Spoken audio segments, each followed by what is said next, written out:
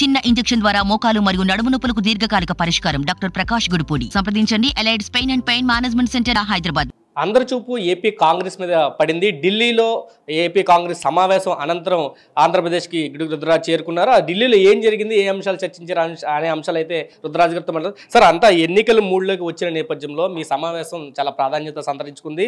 అక్కడ ఏం చర్చించారు అనేది కూడా పొలిటికల్ హాట్ టాపిక్గా మారిన పరిస్థితి. ఏ అంశాల మీద చర్చించుంటారు? చాలా అంశాల మీద చర్చించాం. ప్రధానంగా రాజకీయ అంశాలు, హౌ టు గో అబౌట్, ఒక రోడ్ మ్యాప్ తయారు చేయాలనేటువంటి ఆలోచనలో ఉన్నాము. మల్లికార్జున ఖార్గే గారు ఉన్నారు, రాహుల్ గాంధీ గారు, మా general secretary in charge organisation KC Venugopal garu, మా ఇన్ఛార్జ్ నూతనంగా అయినటువంటి మాణిక్ ఠాగూర్ గారు, సో నేను, నాతో పాటు all CWC members, senior leadership అంతా కూడా కూర్చుంది. ప్రధానంగా ఫస్ట్ టైం అందరితో కూడా మాట్లాడించారు. వాళ్ళ అనుభవాలు సీనియర్స్ అందరూ కూడా మాట్లాడారు. ప్రతి ఒక్క వ్యక్తికి కూడా సమయం ఇచ్చి మీకు ఉన్నటువంటి అనుభవాలు ఏంటని చెప్పారు. తర్వాత ఢిల్లీ కూడా డైరెక్షన్ ఇచ్చింది. ఖార్గే గారు మనం ఏ విధంగా చేస్తే బాగుంటుంది, రాహుల్ గాంధీ గారు కూడా ఓపెన్గా చాలా కార్డియల్ అట్మాస్ఫియర్లో మంచి రిలేషన్షిప్ తోటి మాకు ఈ మీటింగ్స్ అన్నీ కూడా జరిగాయి. పార్టీని బలోపేతం చేసుకోవడం, ఆర్గనైజేషనల్గా అన్నింటినీ కూడా ఆల్రెడీ నేను స్ట్రక్చర్స్ అన్నీ కూడా తయారు చేశాము. మండల పార్టీ ప్రెసిడెంట్లు ఉన్నారు, జిల్లాలు ఉన్నారు, సిటీలు ఉన్నారు, వైస్ ప్రెసిడెంట్లు, జనరల్ సెక్రటరీలు, త్వరలో మిగిలిన సెక్రటరీలు, స్పోక్స్ పర్సన్స్ కూడా రిలీజ్ చేసి 2 days ఓరియంటేషన్ ప్రోగ్రామ్ పెట్టాలనేది ఆలోచన. న్యూ ఇన్ఛార్జ్ గారు మేబీ 7th అలా వస్తారు. 8th, 9th 2 రోజులు ఇక్కడ రాష్ట్ర వ్యాప్తంగా ఉన్నటువంటి పార్టీ కేడర్ అందరూ కూడా 2 days ఓరియంటేషన్ ప్రోగ్రాం పెట్టి దాని తర్వాత ప్రజాక్షేత్రంలోకి వెళ్తాం. ప్రధానంగా ఈ రాష్ట్రంలో ఉన్నటువంటి సమస్యల మీద పోరాటం. ఎందుకంటే జగన్మోహన్ రెడ్డి ఆయనకు ఉన్నటువంటి యూనిలాటరల్ డెసిషన్స్ కానీ, అవి కానీ, అంగన్వాడీ సమస్య కానీ, పారిశుద్ధ్య కార్మికుల సమస్య కానీ, వార్డు వాలంటీర్ సమస్య కానీ, సర్వశిక్ష అభియాన్లో ఉన్నటువంటి పార్ట్ టైమర్స్ వాళ్ళ ఇష్యూస్ కానీ, ఇవన్నీ అనేక ఇష్యూస్ ఉన్నాయి. వాటిలన్నింటినీ అదేవిధంగా పొలిటికల్ ఫ్రంట్లో కూడా చాలామంది ఈవేళ జగన్ గారి పార్టీలో ఉన్నవాళ్ళు ఒక 80% కాంగ్రెస్ పార్టీ నుంచి వెళ్ళినవాళ్ళు, వాళ్ళందరూ కూడా అక్కడ మోనోపాలీతోటి చాలా సఫికేట్ అవుతున్నటువంటి పరిస్థితి చాలామంది మాట్లాడుతున్నారు. డెఫినెట్గా వాళ్ళందరూ కూడా తిరిగి కాంగ్రెస్ భావజాలం ఉన్నటువంటి వ్యక్తులు, కాంగ్రెస్కి చాలా దగ్గరగా ఉండేటువంటి వ్యక్తులు, వాళ్ళ కుటుంబాలందరూ కూడా తిరిగి కాంగ్రెస్లోకి వస్తారని భావిస్తున్నాను. అంటే షర్మిల రాక మీద కూడా పెద్ద చర్చ జరుగుతుంది. ఆ రోజు ఢిల్లీలో జరిగిన సమావేశంలో షర్మిల రాక గురించి ఏమైనా చర్చ జరిగింది? ఎందుకంటే లాస్ట్ టైం కూడా మీరు చెప్పారు, నాకైతే సమాచారం లేదు, కానీ షర్మిల వస్తే ఆహ్వానించడానికి మేము సిద్ధంగా ఉన్నామని మీరు చెప్పిన పరిస్థితుల్లో ఢిల్లీలో జరిగిన సమావేశంలో ఈ చర్చ ఏమైనా వచ్చింది? డెఫినెట్గా ఢిల్లీలో అడిగారు, షర్మిల గారు వస్తేటువంటి ఏంటి మీ ఆలోచన చెప్పి, నేనైతే పాజిటివ్గా స్పందించాను. రావాలి, ఆవిడొచ్చి పార్టీలో పనిచేయడం అనేటువంటి చాలా మంచిది, శుభసూచకం అని చెప్పాను. భావసారూప్యత కలిగినటువంటి ఐడియాలజికల్గా మనతోటి కమిట్ అయ్యేటువంటి వాళ్ళు కాంగ్రెస్ నాయకత్వం, మా మల్లికార్జున ఖార్గే గారు, రాహుల్ గాంధీ గారిని ఎవరైతే ఓబే చేసి పనిచేస్తారో వాళ్ళందరినీ కలుపుకుంటాం. దాంట్లో షర్మిల గారు కూడా వచ్చి పనిచేస్తారంటే ఏం పెద్ద ఇబ్బంది లేదు. డెఫినెట్గా ఆవిడ రావడం అనేటువంటి కాంగ్రెస్ పార్టీకి అడ్వాంటేజ్ అని నేను భావిస్తున్నాను. ఎప్పటిలోగా వచ్చే అవకాశం ఉంది షర్మిల గారు?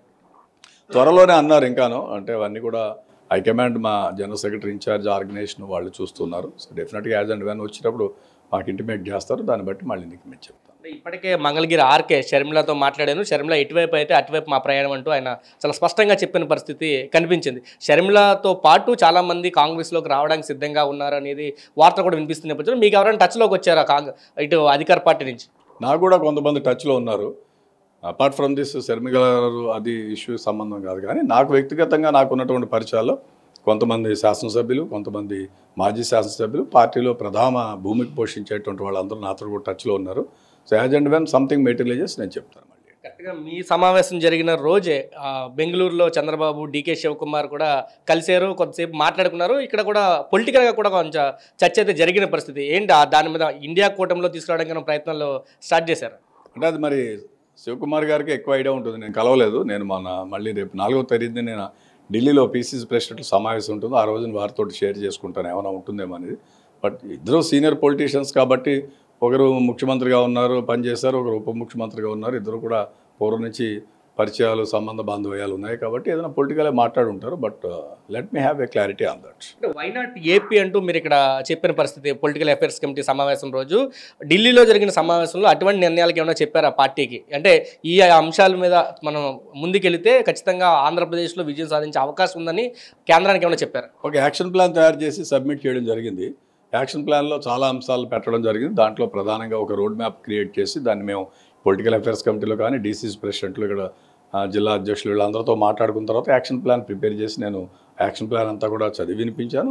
రాహుల్ గాంధీ గారికి, ఖార్గే గారికి, మా జనరల్ సెక్రటరీ ఇన్ఛార్జ్ ఆర్గనైజేషన్ కూడా ఇచ్చాను. వాళ్ళు కూడా కొన్ని డైరెక్షన్స్ ఇచ్చారు, ఆ దిశగా పనిచేయడం జరుగుతుంది. మీరు చెప్పారు చాలా కార్మిక సంఘాలన్నీ ఆందోళనలో ఉన్నాయి, కార్మికులు సమ్మెల్లో ఉన్న పరిస్థితుల్లో దాన్ని స్ట్రేస్ అవుట్ చేయడానికి కాంగ్రెస్ పార్టీ ఎటువంటి ప్రణాళికతో ముందుకెళ్ళబోతుంది? డెఫినెట్గా అన్ని చోట్ల మా జిల్లా కాంగ్రెస్ అధ్యక్షుల నేతృత్వంలో అందరూ విజిలెంట్గా ఉన్నారు. నేను కాకినాడలో ఉన్నప్పుడు నేను పళంరాజు గారు అంగన్వాడీకి సంబంధించి కానీ సర్వశిక్ష అభియానికి కూడా వెళ్ళడం జరిగింది. అంతకుముందు కూడా నేను ముమ్మిడివరంలో కూడా అటెండ్ అయ్యాను. ఏజెంట్గా నేను ఎక్కడెక్కడికి వెళ్తున్నాను అన్ని చోట్ల కాంగ్రెస్ పార్టీ సమాజంలో ఉన్నటువంటి అన్ని వర్గాల ప్రజలకు అందుబాటులో ఉండేటువంటి పార్టీ. చాలా సంవత్సరాలు రూలింగ్ చేసింది. ఈ ప్రధానంగా ఎంప్లాయీస్ మీద చాలా సింపతి ఉండేటువంటి పార్టీ కాంగ్రెస్ పార్టీ. అటు సెక్రటేరియట్ ఉద్యోగులు కానీ లేకపోతే ఎన్జిఓస్ కానీ గెజిటెడ్ ఆఫీసర్స్ కానీ వీళ్ళందరూ కూడా కాంగ్రెస్ పార్టీ అంటేనే కూడా చాలా పాజిటివ్గా ఉంటారు. ఈ రాష్ట్రంలో కూడా ఇప్పుడు ఎన్జిఓస్ అందరూ కూడా ఉన్నటువంటి ప్రభుత్వానికి వ్యతిరేకంగా ఉన్నారు. కాంగ్రెస్ అయితేనే బాగుంటుంది అన్నారు.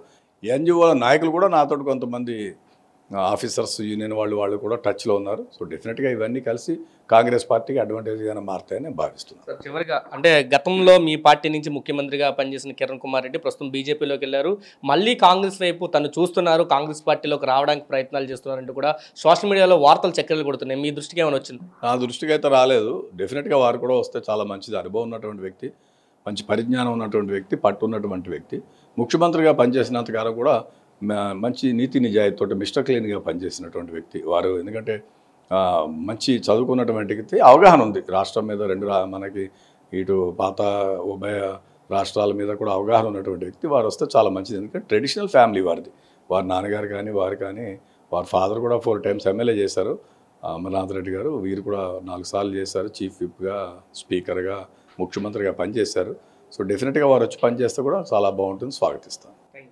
ఇదే చెప్తున్నారు, పూర్తిగా రాష్ట్రానికి సంబంధించి ఒక ప్రణాళికలో ముందుకెళ్ళడానికి అయితే ఆ రూట్ మ్యాప్ను సిద్ధం చేసుకున్నామని రుద్రరాజు గారు చెప్తున్నారు. అదే అంశాన్ని ఢిల్లీలో కూడా చెప్పాము, దానికి అనుగుణంగానే రాష్ట్రంలో ప్రణాళికలు కూడా చేస్తున్నాము. ఖచ్చితంగా వచ్చే ఎన్నికల్లో వైనాట్ ఏపీ అనేది దిశగా ముందుకెళ్ళడం కోసం ఇక్కడ పూర్తిగా పనిచేస్తున్నామని చెప్తున్నారు. ఇతర పార్టీల నుంచి వచ్చే నాయకులు కూడా ఇప్పటికే టచ్లో ఉన్నారు, వాళ్ళంతా కాంగ్రెస్ పార్టీలో తీర్థం తీసుకోవడానికి సిద్ధంగా ఉన్నారంటూ రుద్రరాజు చెప్తున్నారు. ఎవరైతే పార్టీ నాయకులు పాత వాళ్ళు ఇతర పార్టీని వదిలి బయటికి వెళ్ళారో వాళ్ళంతా వస్తే కనుక పార్టీకి మరింత బలం చేకూరే అవకాశం ఉంటుందని రుద్రరాజు చెప్తున్న పరిస్థితి. కెమెరా పర్సన్ నానితో సురేంద్ర, RTV, విజయవాడ. మరిన్ని వీడియోస్ కోసం ఛానల్ ని సబ్స్క్రైబ్ చేయండి, లేటెస్ట్ అప్డేట్స్ కోసం వాట్సాప్ ఛానల్ ని ఫాలో చేయండి, అండ్ లింక్ డిస్క్రిప్షన్ లో ఉంది.